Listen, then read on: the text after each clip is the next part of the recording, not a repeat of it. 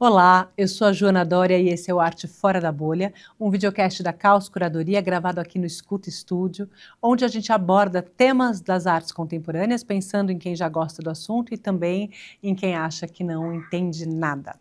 Agora, no início de 2025, a novidade é que a gente tem convidado em alguns episódios pessoas muito especiais para conduzirem as conversas, no intuito de ampliar temas e também parcerias.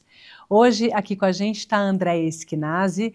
Ela é formada em artes cênicas, especialista em gestão, é produtora cultural, é curadora, trabalha no Itaú Cultural há mais de 20 anos, onde exerce atualmente um cargo de coordenação de curadoria e programação nas áreas de literatura e música. A Andréia está desenvolvendo uma pesquisa especial, super relevante no contexto do mestrado, sobre mulheres instrumentistas na música brasileira. E tendo essa pauta em vista, a Andréia vai receber a pianista, compositora e educadora Camila Lorde para um papo delícia aqui no Arte Fora da Bolha. Aproveitem!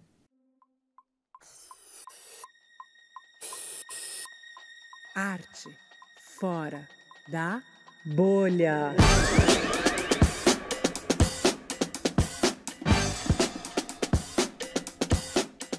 Olá, eu sou Andréia Esquinazzi, gestora e produtora cultural.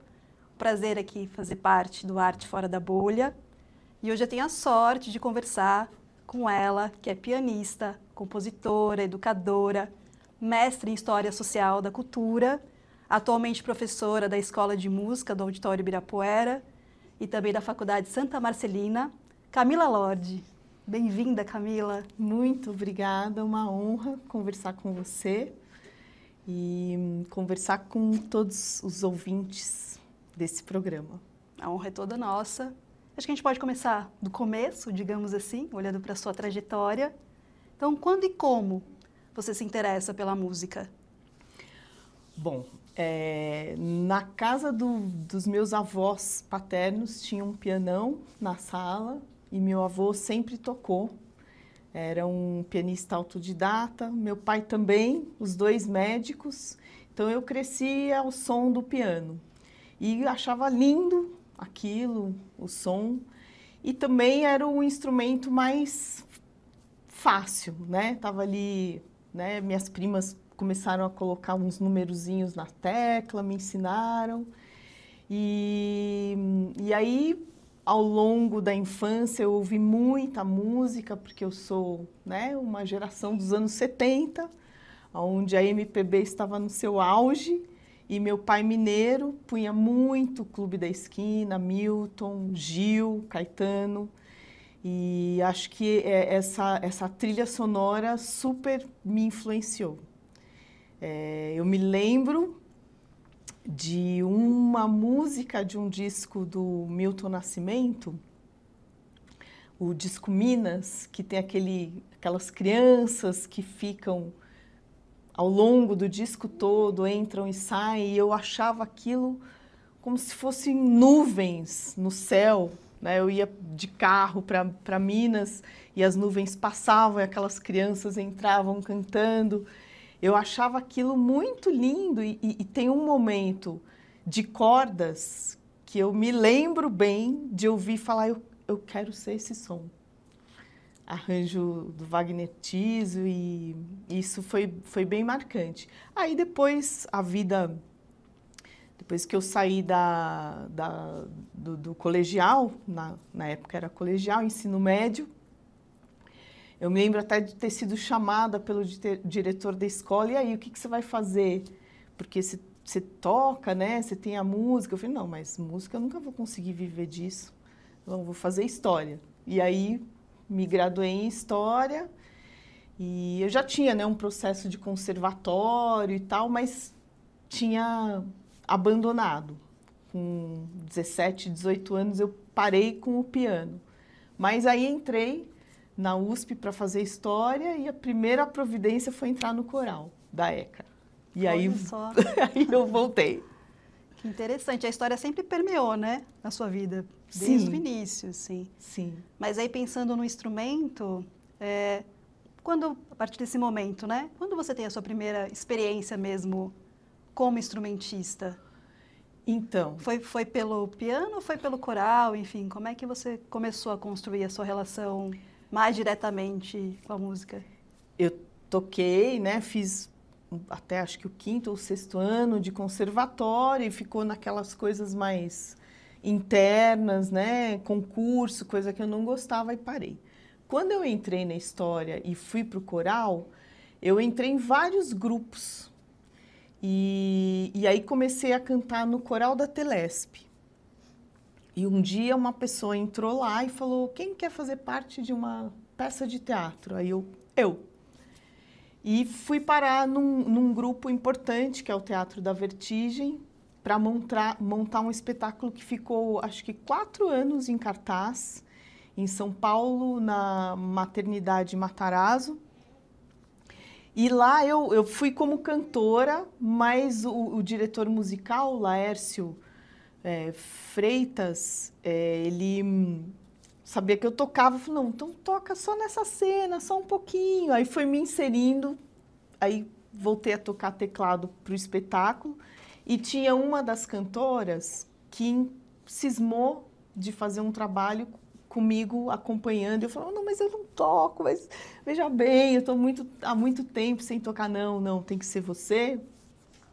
E aí eu fui me envolvendo de novo de um jeito, porque o espetáculo durou muitos anos, era quinta, sexta, sábado e domingo, depois a gente viajou para muitos lugares do mundo. E aí a música foi fazendo parte muito importante, muito presente na minha vida, e eu resolvi estudar de novo, voltar a fazer uma graduação em música. E aí eu voltei, entrei na Unesp para fazer um curso que nem existe mais, de composição e regência. E aí a coisa do instrumento, aí o piano, para o que eu queria, que era uma música, pensar música, mais do que tocar, eu queria pensar. O piano era muito legal, porque harmonia, melodia, ritmo, e era o que eu já tinha, né, em mãos. Estudei um pouquinho de flauta também. E aí a coisa de acompanhar essa figura foi me aproximando de novo. O teatro muito, viu? Olha só. Do teclado. A gente pode dizer, então, que o piano te escolheu. Pode. Porque é muito interessante, você vem desse lugar, né, dessas cenas imagéticas que a música te proporcionou primeiro, ali pelo Clube da Esquina, faz esse mergulho pela história, chega no teatro, que é outro lugar que vai fortalecer esse seu lado imagético. Super. E aí o piano diz, olha aqui, vamos para esse caminho. O teatro foi muito, muito importante, porque a minha música estava a serviço da cena, era um espetáculo, eu fiz outros até, eu fiz um com os Parlapatões, que era um texto do Hugo Pozzolo, se chamava Não Escrevi Isso, sobre um bailarino que decidiu viver nas ruas. Abriu mão de uma vida de classe média que ele tinha para viver nas ruas, e ele saiu desse nosso padrão de consciência, de normalidade, e tinha lá os seus diálogos, coisas delirantes às vezes, e o Hugo fez um espetáculo de muitas cenas, e as pessoas passeavam era uma arquibancada que mudava, que ia passando pelos cenários, né? Uma coisa também não convencional. E eu cantava para essas cenas, tocava para essas cenas, e depois o Teatro da Vertigem, a mesma coisa. Cenas, o livro de Jó é um texto super forte, e era o Mateus Nastergalli, o Jó, né? E começava ele mergulhado numa banheira de sangue, fazendo Deus e o Diabo fazendo uma aposta, e ele passava o espetáculo inteiro numa ala de um hospital branco, né? Como são os hospitais, pingando vermelho, e a gente tocando e cantando para essas cenas, acompanhando e tal. Então, acho que realmente a minha música pede e conversa com as imagens o tempo inteiro. Que lindo isso. E aí, o teu início, quais foram as tuas influências? Aí pensando mais na música mesmo. Que te ajudaram assim nessa formação enquanto musicista. Então, eu acho que toda essa turma da MPB, muito, né? E assim, era o que mais tocava na minha casa, e eu tinha essa referência de conservatório, né? De música instrumental, aí o Mozart, o Beethoven, a turma toda. Isso conversou muito comigo, e a coisa da música sem palavras, por incrível que pareça, porque essa MPB é muito rica em arranjo, em orquestração, né? E eu prestava menos atenção na letra e mais na música.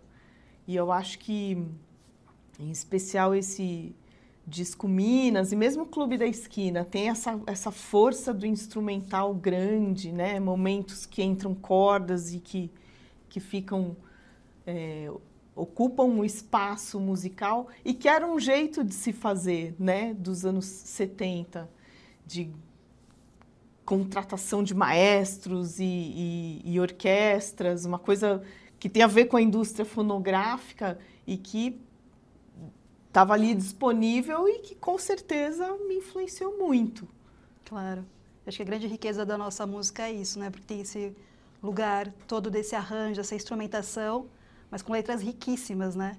Pois é. Acho que é essa junção que traz a potência que é a música brasileira em si, né? Total. Que o Luiz Tati vai chamar de principal via de originalidade da música brasileira, a canção, né? Essa forma canção, porque ela vai fazer esse casamento da melodia e da fala de um jeito que é só aqui, né? Só aqui. E é só na nossa sonoridade também, né? Agora, Camila, ainda pensando ali na sua formação, né? Quais desafios, dificuldades você teve, ou se você teve, e se o fato de você ser mulher nesse processo, né, de se construir enquanto artista, instrumentista, como foi isso para você? Não foi algo que me paralisou, mas ao longo da minha formação eu escutava do meu maior incentivador, que era meu pai. Minha mãe também me apresentou coisas, mas meu pai tocava, gostava muito, ouvia e falava da música, presta atenção nesse timbre, presta atenção. Então, ele realmente falou fortemente em mim, em relação à música. Agora, esse mesmo pai era o que ia me acompanhar nos concursos e falava assim, você tem que tocar igual aquele menino ali, ó. Olha aquele menino, ele é bom. Então, eu cresci ouvindo que os meninos eram melhores que eu. Isso é uma loucura, ou que né? as meninas, ou que outras meninas. Eu nunca ouvi ele falar, olha aquela menina. Não, era sempre... Isso é uma loucura, porque quando a gente...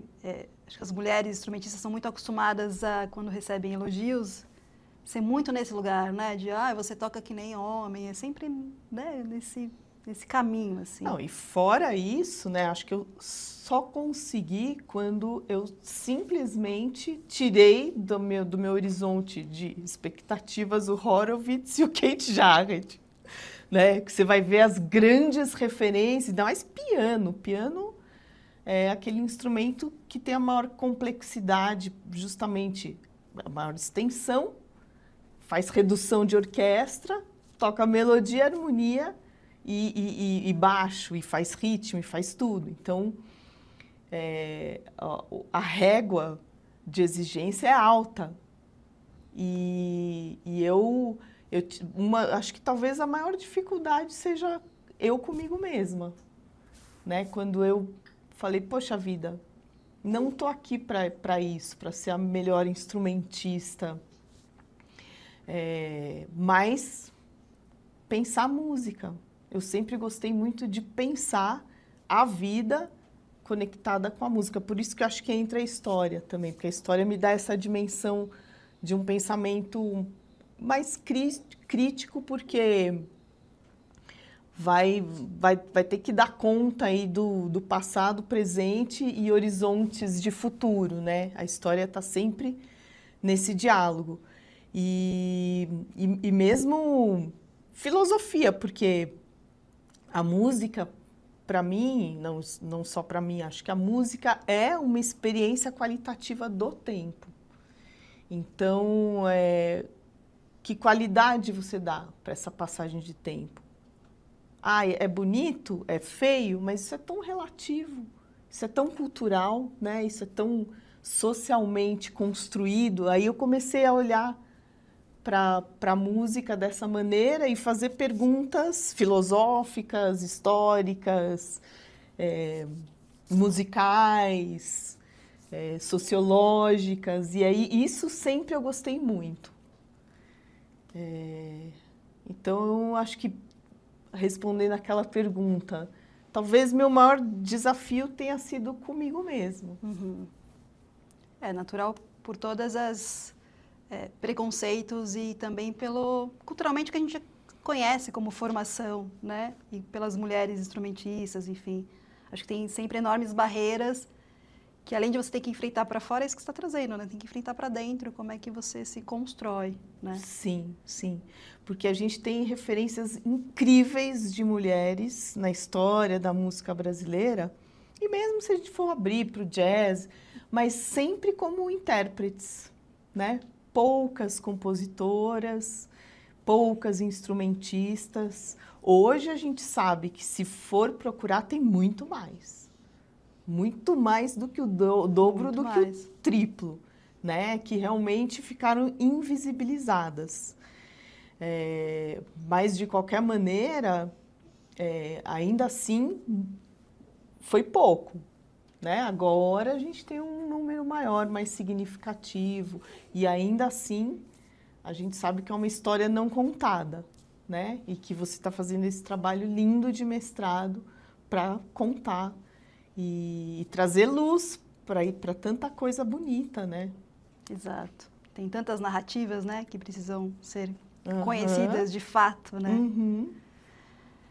E nessa sua trajetória, Camila, quando que você fala assim, que a música te pega, porque aí você voltou a estudar, enfim, aí quando você fala, tá, agora eu de fato vou ser esse som, que é aquilo que te cutuca lá atrás ainda, né, mas que você de fato, agora eu sou uma musicista, pianista e vou fazer disso eu uma acho carreira. Que foi o livro de Jó, porque eu comecei a viver tocando e cantando quinta, sexta, sábado e domingo, ganhando um dinheiro, depois viajando. A gente fez uma temporada na Dinamarca, fez uma temporada na Rússia, fez uma temporada na Colômbia. Eu fui ganhando o mundo e falando, mas eu tô tocando, né? Aí a Flavinha me chamou para acompanhar, aí fui acompanhar. Aí, Flavinha quem, desculpa? A Flávia, acho que não vou conseguir lembrar o sobrenome dela, mas era uma cantora do livro de Jó. Tá. Não vou conseguir lembrar. Mas aí pessoas começaram a me chamar para acompanhar o trabalho e foi assim, um pouco assim.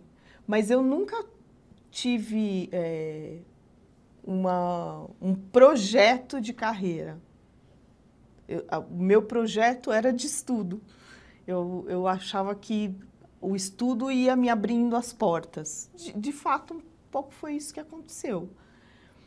Mas nunca imaginei, agora eu vou, mesmo o meu trabalho autoral, né? Agora eu vou fazer. E você sabe um pouco da história como foi. Então, a vida um pouco foi me mostrando os caminhos. E foi um pouco dessa maneira. Massa.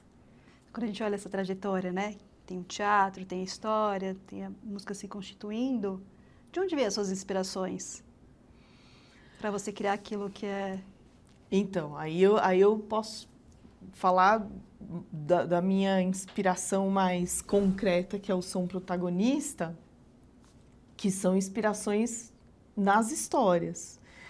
E quando eu pensei em compor, porque primeiro eu escrevi histórias sobre o som de 5 lugares do mundo, e você sabe que eu fiz isso para os meus alunos de iniciação, que não gostavam de estudar nada.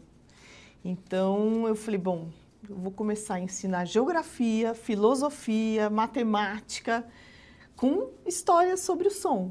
E vi que aquele ambiente de sentar, agora é a hora da história, e depois a gente vai ouvir uma música lá da Índia, que aquilo trazia ali um ambiente afetivo muito bom para ensinar música.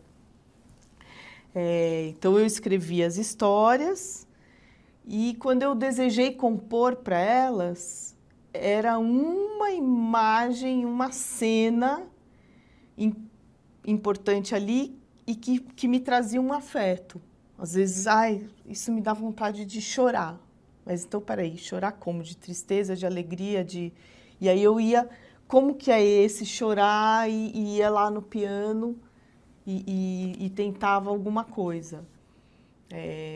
Tem uma história do Davi Copenaua sobre as árvores de canto Amoari, que ele fala dos chapiri, que são os espíritos da floresta. Então, eu imaginei esses chapiri entrando nesse vale de árvores de boquinhas e como seria essa entrada. Então, esse afeto de entrar num bosque de árvores de boquinha me movimentou. Então, de novo, as imagens, né?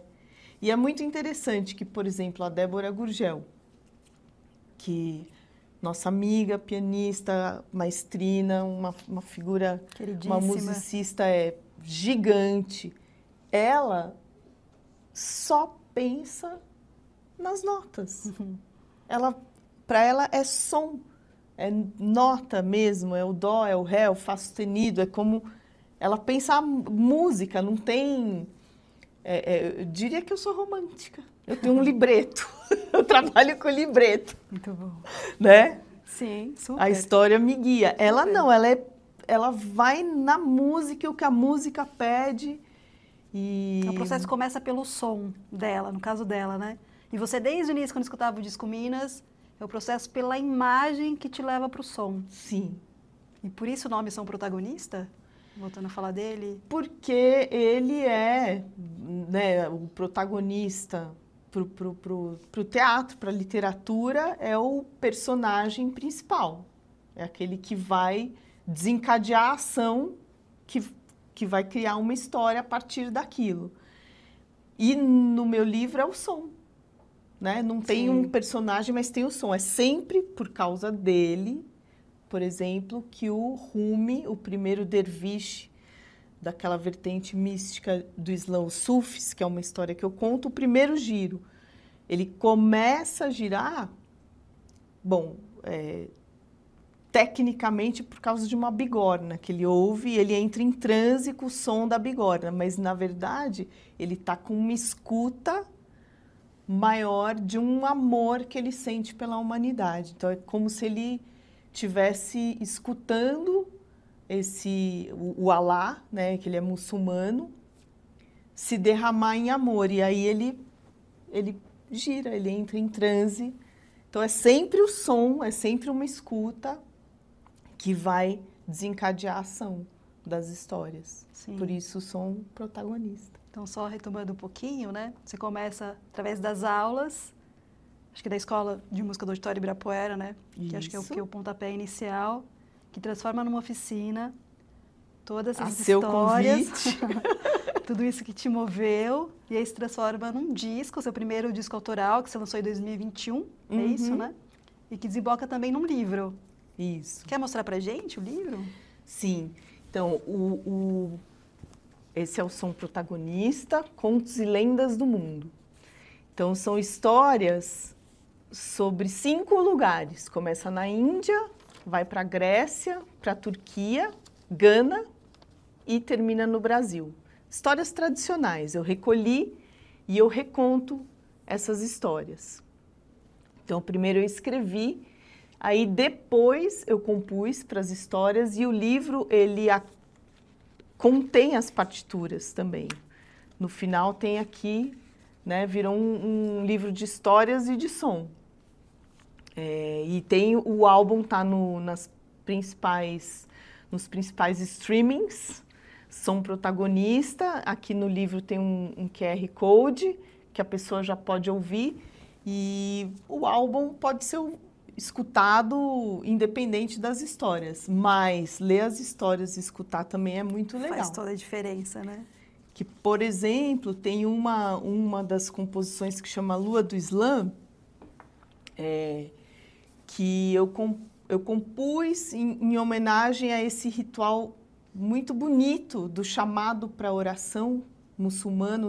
Os adãs, que são os chamados, são feitos 5 vezes ao dia, relacionados com a posição do sol.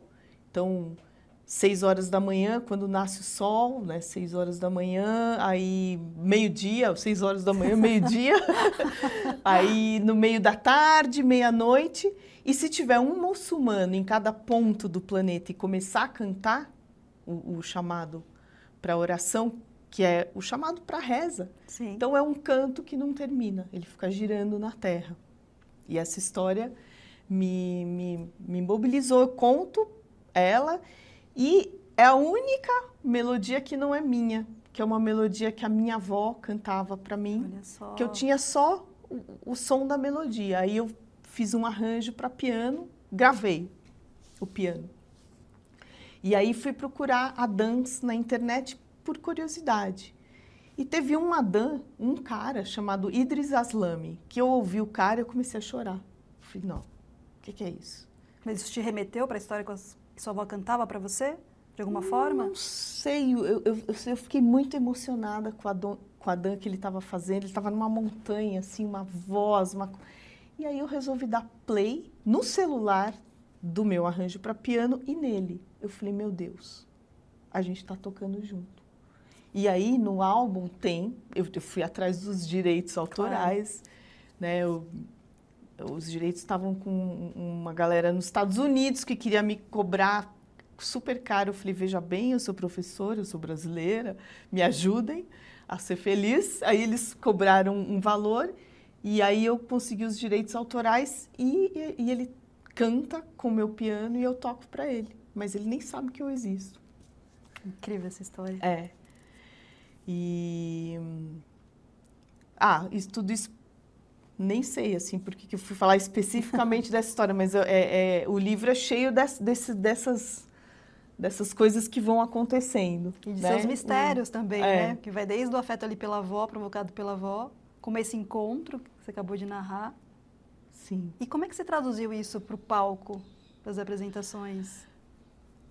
O Adã, especificamente, eu chamei uma cantora da Palestina, Ola Al-Sagir, que é da Orquestra Mundana Refuge. E aí ela faz. Eu achava que o chamado só poderia ser feito por homens, né? Os muezir, que eles chamam, que é os que sobem nas torres, nos minaretes das mesquitas, e e o outro responde e tal. Mas aí eu fui consultar. Fui até uma mesquita e eles me falaram, não, qualquer pessoa de fé pode fazer o Adã. Então uma mulher pode fazer? Pode. Nossa. E aí ela faz no show, ela faz o Adã e é sempre o mesmo texto, a melodia muda. Aí, para eu adaptar,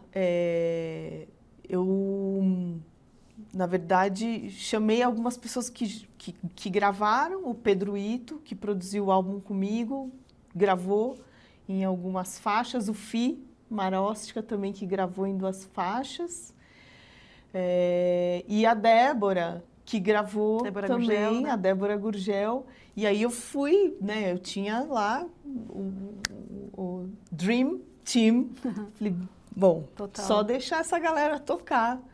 Né? E tem um momento que eu faço 2 pianos, eu e a Débora. E aí chamei mais um sopro, porque na verdade a Débora e a Ola entraram como convidadas. Mas agora que eu fiz o Sesc Instrumental, a Débora fez o show inteiro, porque não tinha vocal. Eu já quero sempre 2 sopros, sempre que der. Imagina. E é muito interessante. Mas foi fácil, foi bem natural, assim, deixar para eles. Foi isso. E é muito interessante, Camila, porque é um show musical, mas eu que tive a chance de ver, ele é muito teatral. E, de novo, você vai se conectando, mas é uma aula de história também, né? Então, de novo, você se conecta com seus pilares. Porque o fato de eu narrar um pouco o comecinho das histórias para a música me fez ter que olhar para isso. Bom, eu não sou atriz, gente, eu vou dar texto. Por que eu estou fazendo isso? Né? Eu fiquei pensando que eu vou arrumar para a cabeça aqui. Aí eu tive que ir para a coisa da cena. E eu pedi ajuda para Cida Moreira. Olha só. Tive uns 4 ou 5 encontros com ela e foi muito legal, porque... Que é mestra nisso, né? Inclusive. Mestra nisso, e eu não queria de jeito nenhum ir para um lugar que não é meu. Eu não sou atriz, nem contadora de história. Eu sou, mas eu sou do meu jeito ali, porque, aliás, a gente tem, assim, profissionais contadores de história de uma magnitude nesse Brasil, nesse mundo, que, assim, quem sou eu? Eu fui no Itaú Cultural, não, no auditório, mas uma programação de vocês no Céu da Boca. Céu da Boca, no Auditório Ibirapuera. Uma das coisas mais lindas. Eu vi uma portuguesa contar uma história sobre Lisboa. Eu nunca vi uma coisa tão bonita na minha vida. Ela entra cantando um fado, aí ela conta o nascimento de Lisboa. Você estava nesse? Tava. Não foi uma coisa... Foi. O que foi aquela portuguesa Absurdo. cantando fado? E falando das serpentes, lembra? Aquela... Ai, meu Deus! Então, assim, eu não me coloco nesse lugar. Então, como eu poderia dar esses textos de um jeito meu? Sim. E a Cida me ajudou. Que legal. Hoje eu me sinto super confiante, assim, super tranquila para falar. Boa. E começar a tocar. Bom, a gente sabe que o Som Protagonista é um trabalho bastante emblemático para a tua trajetória, né? Sim. Mas olhando para ela, que é bastante extensa, que outro momento você destacaria como emblemático? Eu toco já 15 anos com a Fernanda Takai. Acompanho ela. Eu acho que esse trabalho com ela é algo importante para mim. Que é o trabalho solo dela, né? O trabalho solo dela, e aí eu faço música de brinquedo, né? Com o Patofu. E ela também é uma artista muito preocupada com o espetáculo, né? Ela sempre pensa o show nas suas múltiplas linguagens, figurino, luz, cenografia, narrativa. Então, e fiz coisas muito legais com ela. A gente fez uma turnê no Japão muito legal. Nossa, foi um presente, né? Ter atravessado esse mundão e ido lá para tocar. E como foi isso? Foi muito legal, assim. É sempre um desafio, né? Imagina, porque a gente foi em trio. Eu, ela e o John. E eles são bastante reconhecidos no Japão, né? Sim, ela tem um público, ela é bem querida lá e ela é uma japonesa, né? Ela chegou lá, sentou no táxi e começou a falar. Eu falei, que é isso?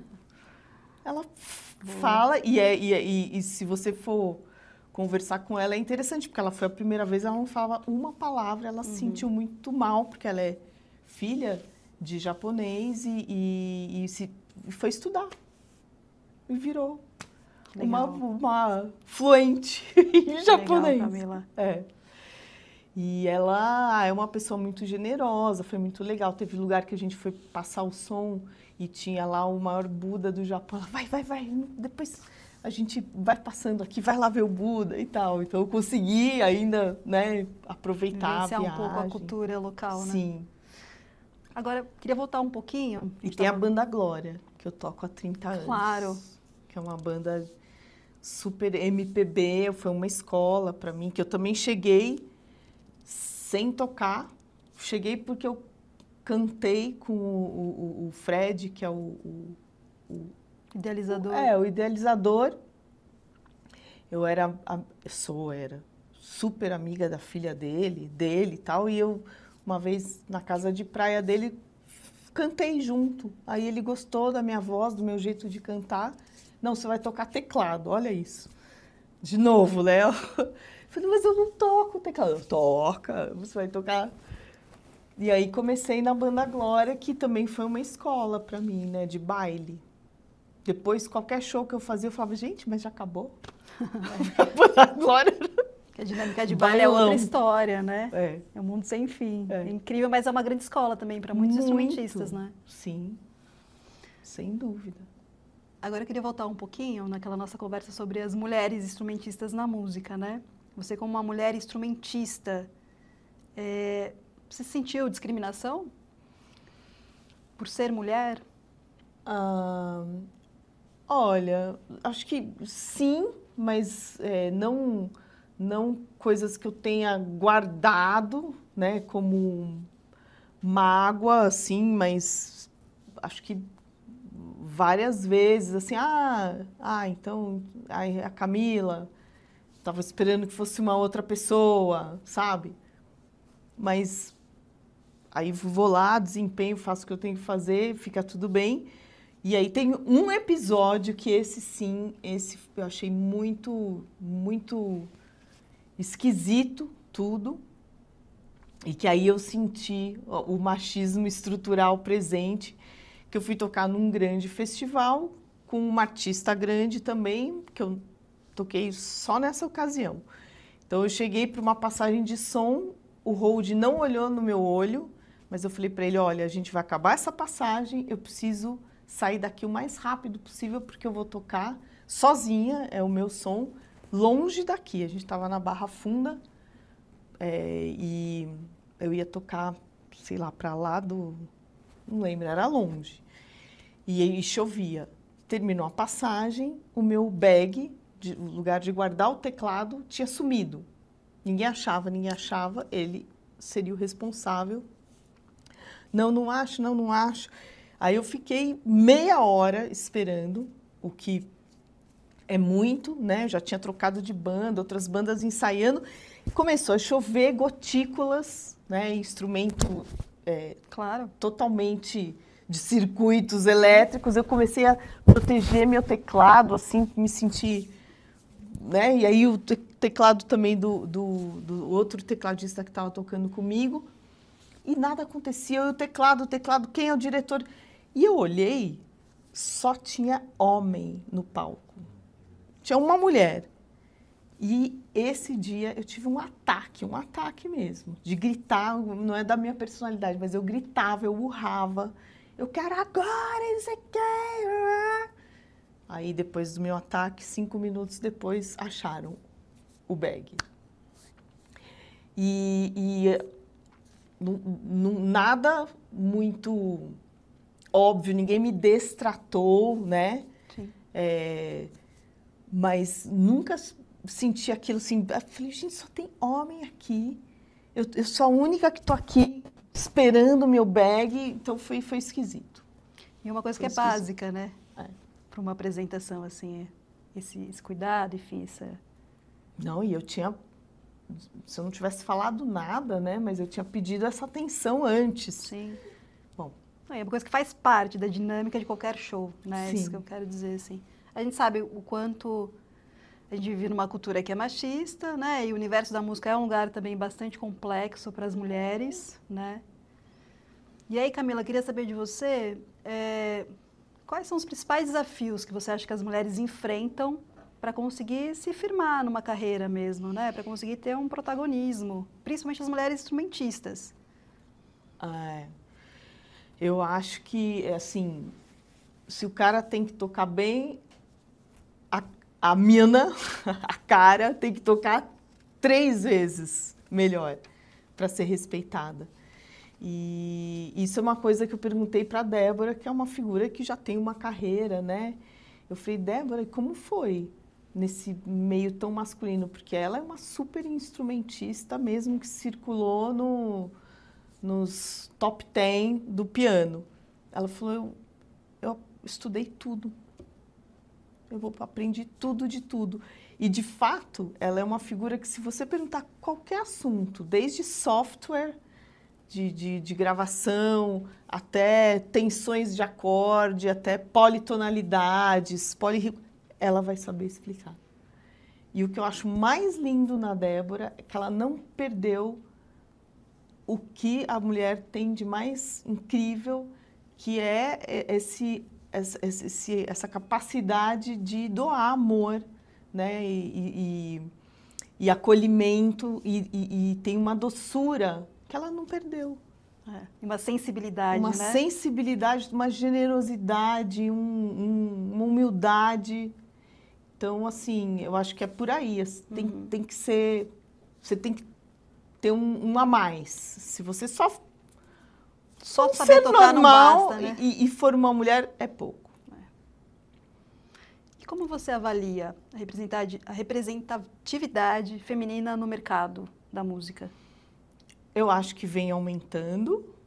Acho que a gente até estava conversando sobre isso, né? Não é que elas não estivessem, mas elas estiveram presentes ao longo da história como compositoras, intérpretes bastante, mas como compositoras e instrumentistas menos. Muito mas menos, é né? muito mais do que a gente tem narrativas a Sim. respeito, elas foram invisibilizadas, isso eu não tenho dúvida. Na parte técnica, inexistiam.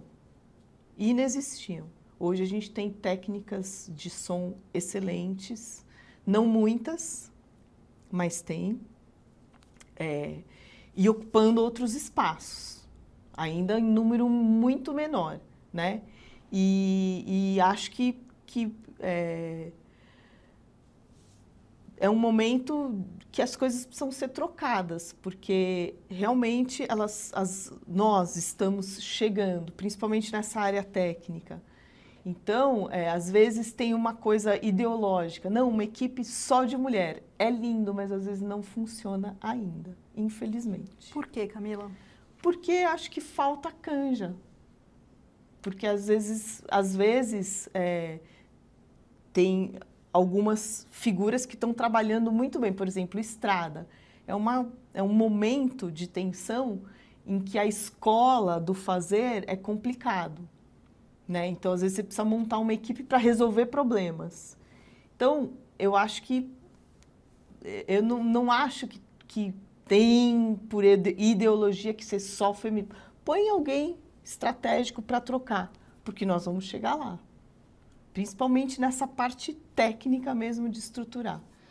Porque eu acho que não tem canja mesmo. Mas será que não tem ou será que é falta de espaço para que de fato elas possam assumir e ter esse lugar de protagonismo, né? Porque quando a gente olha para a história, quando a gente olha para o que se conhece de música, eu acho que tem uma narrativa já que está colocada culturalmente. Não, mas eu estou falando de uma coisa bem aí, pensando na parte técnica mesmo. Enquanto artistas, acho que só falta espaço. Mas era isso que eu estava trazendo, assim, culturalmente tem esse lugar de que sempre, quando a gente vai pensar, sei lá, se você for de prontidão 10 mulheres trombonistas, tem muito mais dificuldade de ter uma resposta rápida se a gente pensar em 10 homens trombonistas, né? Acho que naturalmente existe uma falta de equilíbrio que permeia o nosso universo, né, cultural e é uma coisa que está introjetada, que eu fico sempre me colocando nesse lugar, assim, eu acho que essas mulheres existem, e que tem essa canja, mas eu acho que falta muito espaço, o mercado se abre pouco para que elas assumam esse lugar e, de fato, tem esses espaços mais de liderança, mais estratégicos, desse lugar técnico que você está trazendo, né? Então, acho que às vezes a gente corre esse risco de achar que não tem, ou que ainda os homens precisam dar esse caminho, e de vez as portas se abrirem, elas começam a... Não, então, eu falei mais num sentido de que precisa ter troca, né? Tá. Às vezes não tem mesmo.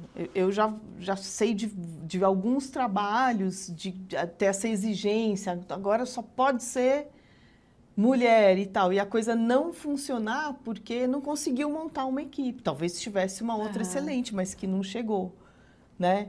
E que eu acho que estão chegando, ainda em número menor.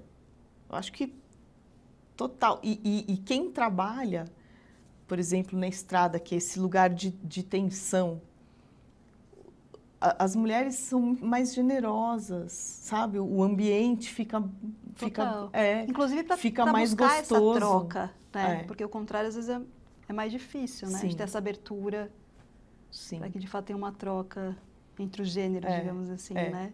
E falo isso muito porque tem, né, uma tônica forte de polarizações. Sim. E, claro, o ambiente é masculino, mas eu trabalho com muitos homens com energia yin e yang, né?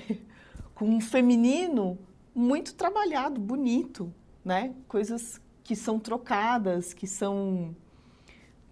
a energia circula.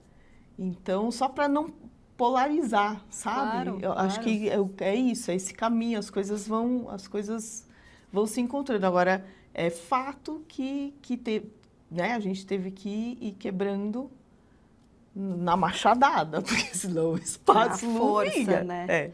É claro que a gente foge das polarizações, né? Acho que o momento que a gente vive é completamente polarizado, tudo é polarizado. Acho que o grande lance que a gente busca é o espaço mesmo e que a história seja contada devidamente, né? Acho que é Por favor, né? Por esses lugares, assim, as ocupações de fato sejam abertas para, né? Que é isso, não é? Você tem que tocar que nem aquele homem ou aquele menino, você tem que tocar como a Camila tem que tocar, né? E aí, Camila, quais mulheres te inspiram, ainda no universo feminino, né? Quais mulheres te inspiram hoje? Na música? Na música. Olha, eu acho que tem uma galera muito boa, assim, e tem uma geração anterior a mim que continuam me inspirando. Por exemplo, a Débora Gurgel me inspira muito, a Silvia Góes, que é a Léa Freire, que é uma geração anterior, né? Hoje, as instrumentistas, eu vivo descobrindo coisas novas, acho todas muito interessantes, porque, por exemplo, tem Simone Sou, que é uma figura com quem eu já toquei, percussionista, mas o trabalho dela transcende o instrumental, ela vai buscando letras. A Michelle Abu, a mesma coisa, e as percussionistas de uma forma geral. Maria Beraldo fez um disco de canção, é uma super instrumentista. Maria Portugal, baterista também. E essas figuras já estão rompendo com formas tradicionais, né? Trazendo uma linguagem que estava na tradição da música erudita, sim, mais contemporânea, mas trazendo essa linguagem de quebra de expectativas tonais, melódicas e rítmicas de um jeito que eu acho super interessante. Lívia Matos. Nossa, tem um monte de gente muito interessante, legal, fazendo um som já com o mundo eletrônico, né, dos beats. E acho que mais esse lugar de sair das caixinhas, né? De fato, um pouco sim, ser esse lugar transdisciplinar, um pouco, né?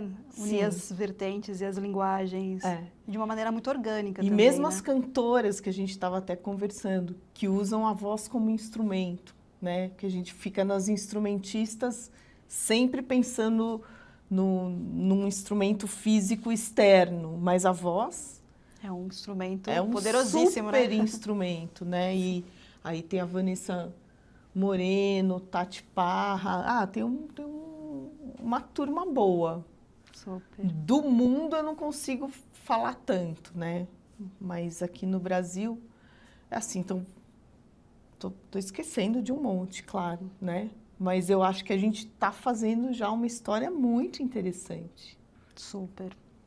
Diversa. Diversa, precursora. Né? Diversa, exatamente. Boa. Vamos falar um pouco da Camila educadora, da sua relação com música e educação?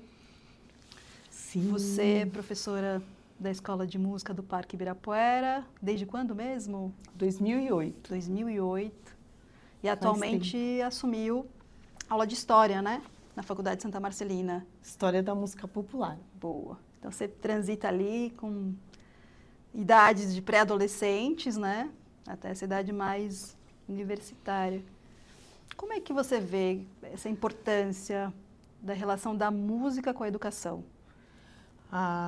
Eu acho que a música é um campo para fazer pontes com literatura, com história, com geografia. Eu acho fabuloso, literalmente.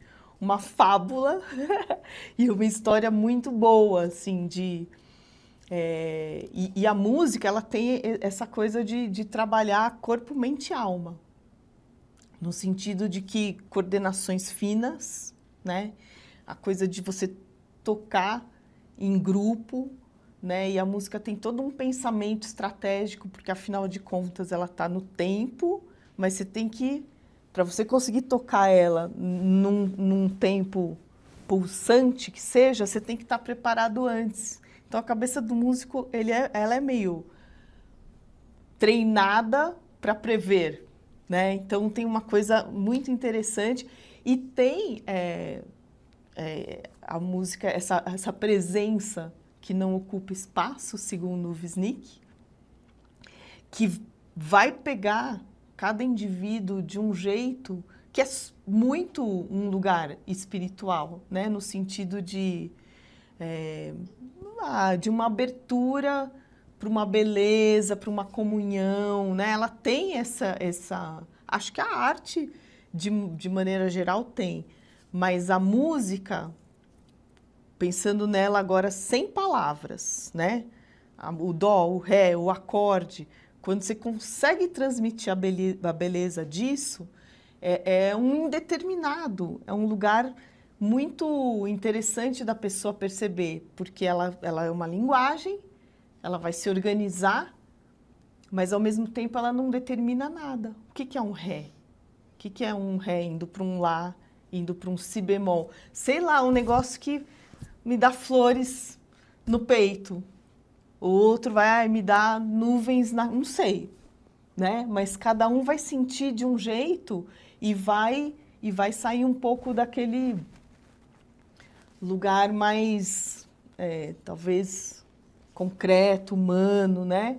Então, eu acho que é uma coisa muito importante para uma abertura de alma mesmo, acho muito legal, intelectual e essa coisa da coordenação fina.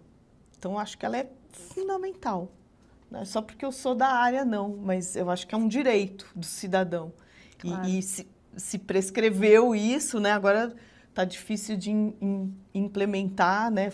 Estruturar um projeto com começo, meio e fim nas escolas públicas, né? E nas escolas particulares já se sabe dessa importância, já, né? As grandes escolas dão valor, né? Para o ensino da música. E eu acho que no Brasil, a riqueza que a gente tem de quantidade mesmo, quantidade e qualidade, de ritmos, de gêneros, de autores.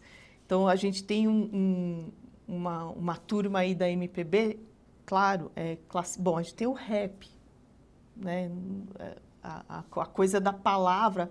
Acho que a canção no Brasil ela tem uma função cronista, ela tem uma função de contar a história do povo, seja da perspectiva da classe média da MPB, como do rap, daí falando para uma parcela periférica mesmo, economicamente não privilegiada, que é aonde eles foram falar e com uma linguagem muito foram contar, né? O mundo para essas pessoas, porque a gente está num país de 60% de analfabetos. Ainda é assim. Pode ser que tecnicamente os números tenham mudado, mas a gente tem um povo que não lê. Né? Isso é uma pesquisa recente, inclusive, né? Você tem recente, números? Não tenho números aqui de cabeça, mas de que a gente agora é um país, sua maioria que não lê. Então. Não tem o hábito da leitura. Né? E a música teve um papel muito importante para contar, né?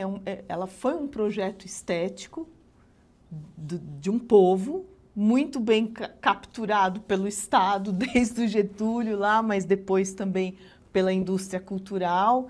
Então, as pessoas sabiam, né? O Pedro Pedreiro vai se reconhecer na canção, né? As Marias e as Terezas e os Zé Ninguéms que começaram a aparecer. O samba, que é um lugar de afirmação de identidade muito importante e tal. E depois o rap nos anos 80, o rock também, né? Foi contando para essas pessoas o que era ser brasileiro, o que era o Brasil. E então, assim, a música tem esse papel e nesse ponto de alfabetização, né?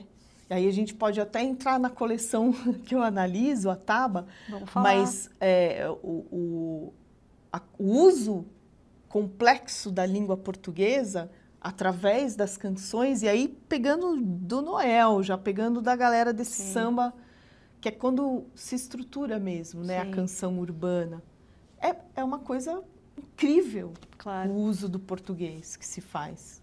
Vamos entrar na Taba, claro, mas antes eu queria só, dentro dessa sua experiência, tudo isso que você está trazendo aqui, né, e dessa experiência, principalmente da relação com os jovens que você tem, você consegue partilhar alguma experiência de transformação mesmo que você viu desses jovens que começam ali, principalmente na escola de música do Parque Ibirapuera, né, do zero, e aí tem esse contato com a música, ele vai passando por um processo de transformação. Total, muitos, Como é isso? muitos.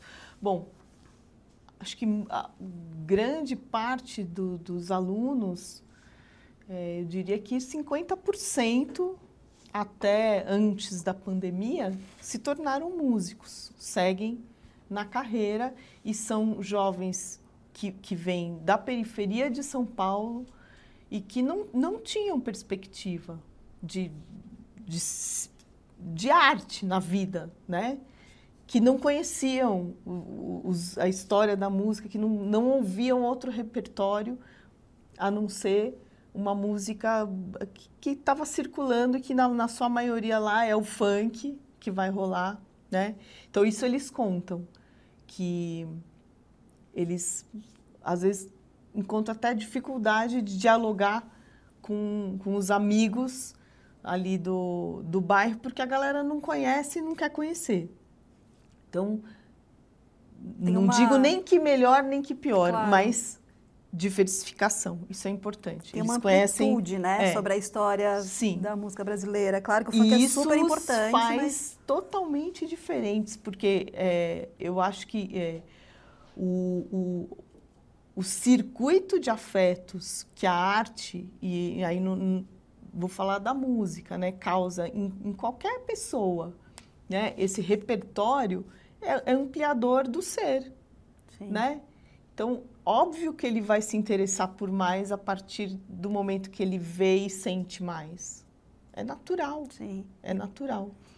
E a gente tem alunos que foram para a filosofia. É isso que eu ia falar agora, como a música impacta na educação, né?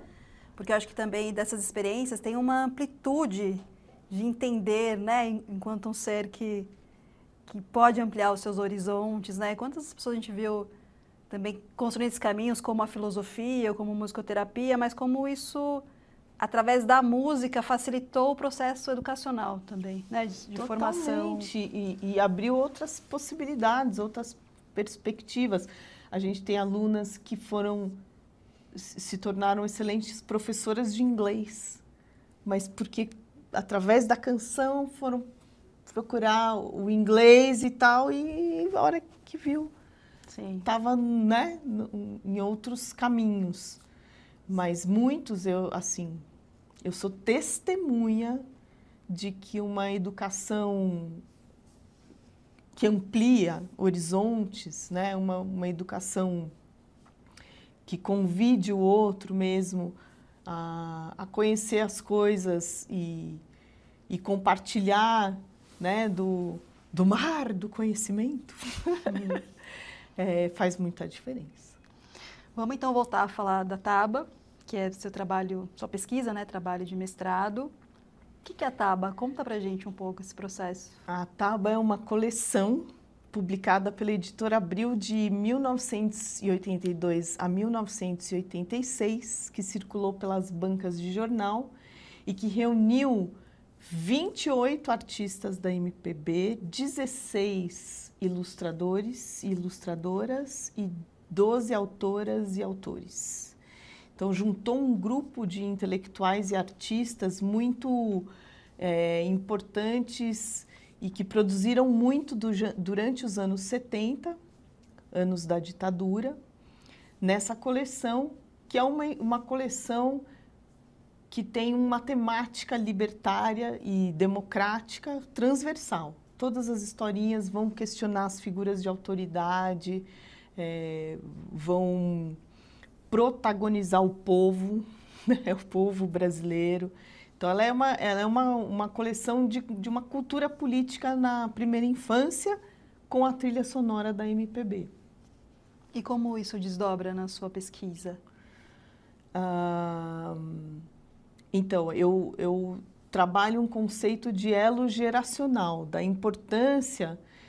Foi uma coleção que juntou pais e filhos, que vinha com a imagem do artista da MPB, que a criança certamente não sabia quem era o Gil, a Nara, o João Gilberto, a Gal Costa, enfim, Secos e Molhados, era uma turma que estava ali.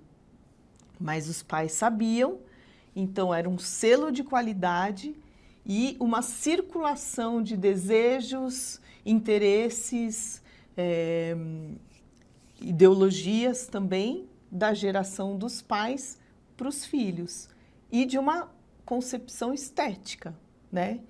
Essa MPB de qualidade. Então, o que é a qualidade? É um momento onde os artistas estavam, essa turma, recebendo carta verde das gravadoras para produzir da maneira ideal.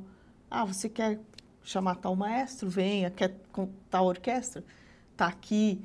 Então, é um resultado aliado a uma letra de canção, como a gente falou, com um uso complexo do português. Então, os pais falaram, eu quero deixar isso de legado para os meus filhos. Então, foi uma forma de passar todo um universo importante para essa geração que vivenciou a ditadura, para as crianças que estavam vivendo a abertura democrática. E aí, o que eu coloco no fim do mestrado, que eu acho interessante da gente pensar, é que hoje, se a gente não tem os tais circuitos tradicionais de afeto, que é o seu pai e sua mãe te mostrarem os artistas do passado, ou os teus amigos, ou a tua escola, você pode passar uma vida sem saber quem é o Milton Nascimento, Caetano Veloso, o João Gilberto. Isso pode acontecer. Então, eu termino falando de uma pesquisa na Inglaterra, que eles fizeram com jovens de 16 a 24 anos, que eles descobriram que 1/3, não foi uma amostragem gigante, mas representativa, 1/3 não conhecia os Beatles, a maior banda de rock deles, do Sim. mundo, pelo número de vendas de disco, né? Então, assim, os artistas do passado estão deixando de circular pela nova dinâmica aí dos algoritmos. Ah, mas sempre foi assim, né? Sempre os artistas mais velhos ficam esquecidos, uma hora eles são... Mas o problema é que a gente está operando num campo de indústria de massa. Isso na música, né? Mas a gente pode até estender, mas pensando na música, através desses algoritmos, e aí isso está produzindo uma hegemonia no jeito de se fazer som, de se pensar música, e que essas formas antigas são um contraponto. E para mim, como educadora, o problema é sempre uma única via. Sim. Quando Ou eu isso só ou aquilo, tenho, né? quando eu só tenho possibilidade de ouvir, ou pensar, ou ler, isso é problema. Porque a cabeça crítica, ela se faz pelo diverso. Ah, isso aqui é bom, mas isso aqui é ruim. Por quê? Eu preciso saber o que é ruim. Ah, isso aqui é tempo, isso aqui é não tempo. Aí eu entendo o tempo. Eu preciso mostrar as muitas possibilidades para que essa figura possa fazer aí o pensamento crítico dela. Claro. Né? Nem acho que tem que ter só bom professor. Pode ter professor ruim também. Mas tem que ter o bom também. Tem que ter o mais ou menos, porque aí ela vai comparar. Não sou eu que vou dizer quem é o bom, quem é o ruim. Não, isso que você provoca impacta numa coisa que é crucial para qualquer existência, né? Que é a memória. A gente precisa, né, olhar para o passado para poder enxergar melhor o futuro sempre. Pois é. Acho que esse é o grande risco, né? É. Não, e assim, ausências. especificamente no Brasil, a questão da memória é muito problemática. As coisas vão sendo apagadas, esquecidas, não faladas, transformadas. Agora, com a tal da fake news, então, virou uma... Sempre existiu, né? Mas você contar a história de um jeito sem documentação, né?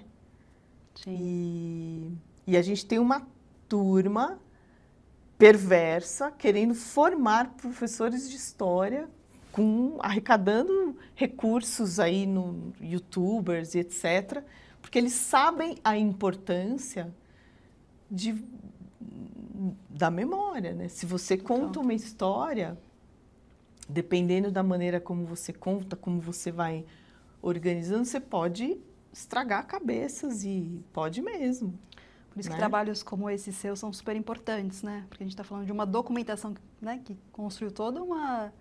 Da Taba, você diz? Exatamente. Sim. Que formou tantas pessoas, né? Assim, sim. Como formação, como cidadão, a gente pode dizer, né? Sim. E que tinha lá a sua ideologia de esquerda muito determinada, que dá para até fazer algumas críticas em alguns sentidos, mas ela era uma coisa muito importante, porque realmente estava fazendo esse pensamento dos anos 70 chegar nos anos 80 para a criança, e aí se a criança vai gostar de MPB, se ela vai gostar de democracia, a gente não sabe, né? Eles estavam trazendo esse material. E o que ela tinha no contraponto? Programas o pop infantil nos anos 80, bombando. A criança foi descoberta como um potente consumidor, né? Então, ela estava lá no Balão Mágico, o programa da Xuxa, aquele pop, estava ali também, né? E aí essa coleçãozinha, ela vem um pouco para fazer esse contraponto, né? Eles deixam claro isso no material de marketing. Legal. Nós vamos trazer um material 100% brasileiro, nem era tão assim, né? Não era 100% brasileiro, e contra esse material alienígena do estrangeiro, que era esse mercado pop. Então, eu acho que foi uma coleção bem interessante mesmo, de fazer circular esses artistas do passado. Acho que esse é o grande lance, assim, né? Da construção da narrativa, de fato poder contar uma história que de fato aconteceu, né? Você ter acesso a um marco ali através de uma coleção. Enfim, a gente está ansioso aí pela publicação desse seu trabalho. Bom, a gente já vai caminhar para o final, mas antes queria muito te convidar para você participar do quadro Apresente uma Obra, trazendo uma indicação de uma mulher instrumentista que, de alguma forma, mexe com você, que de alguma forma também te constrói, né? Como a instrumentista que você é, enfim, com as suas multicamadas.